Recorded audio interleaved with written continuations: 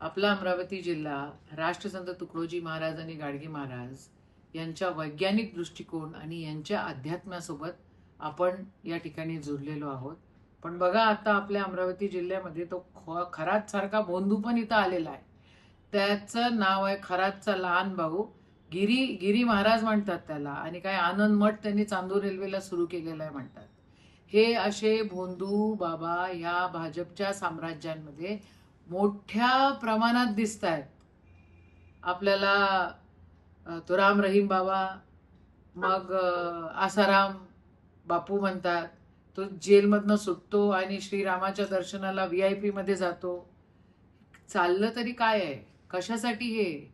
आणि धर्माचं नाव घ्यायचं, भगवा वस्त्र परिधान करायचा, आणि अशी भोंदूगिरी या ठिकाणी सुरू आहे. या सगळ्या गोष्टी खरं अंधश्रद्धा निर्मूलन कायद्याच्या अंतर्गत येतात आणि त्या बँड आहे. आपण एकीकडे अध्यात्म और विज्ञान से हो संसार का भला असं म्हणतो, आणि दुसरीकडे भोंदू बाबांच्या निर्मितीला हे सरकार जबाबदार राहतं. याला काय म्हणायचं? हा जो गिरी महाराज याला म्हणतायत, डॉक्टर बोंडे असो, आदरणीय नवनीत राणाजी असो, सन्मान्य मुख्यमंत्री असो, किंवा मग आता ते वरुडवाले जे आमदार आहेत ते असो, सगळ्यांसोबत त्यांचे फोटो आहेत.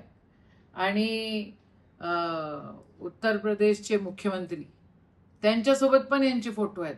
म्हणजे भाजपचे मुख्यमंत्री, उपमुख्यमंत्री, भाजपचे आमदार, खासदार त्या ठिकाणी त्याच्यासोबत जात आहेत. त्याच्यावर कठोर कारवाई झाली पाहिजे. आणि मला आश्चर्य आहे की त्यांना पोलिसांना अजून त्यांच्यावर इन्क्वायरी का करू दिली नाही? त्यांच्यावर या सरकारचा अभय आहे का? त्या लोकांना संरक्षण मिळतं आहे का? कारण एकदम न्यायालयीन कोठडी दिली. पोलिसांनी जर अजून इन्क्वायरी केली असती तर अजून साऱ्या गोष्टी त्या ठिकाणी बाहेर निघाल्या असत्या. पण कुठेतरी पोलिसांवर सरकारचा दबाव आहे, आणि सरकार या भोंदू बाबाला, या कोणचा गिरी बाबा आहे चांदूर रेल्वेचा, त्याला प्रोटेक्ट करण्याचं पूर्ण प्लॅनिंग करून राहिलेत, असं माझं ठाम मत आहे.